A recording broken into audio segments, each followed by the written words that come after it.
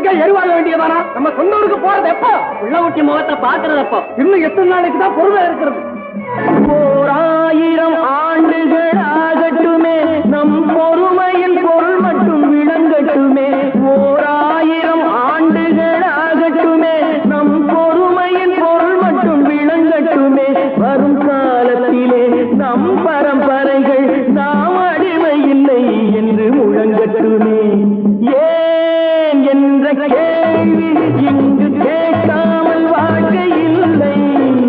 நான் என்ற எண்ணம் கொண்ட மனிதன் வாழ்வதில்லை.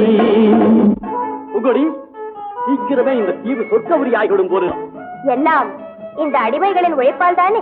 சந்தேகம் என்ன? நமக்கு வாய்த்த அடிமைகள் மிக மிக திறமைசாலிகள்.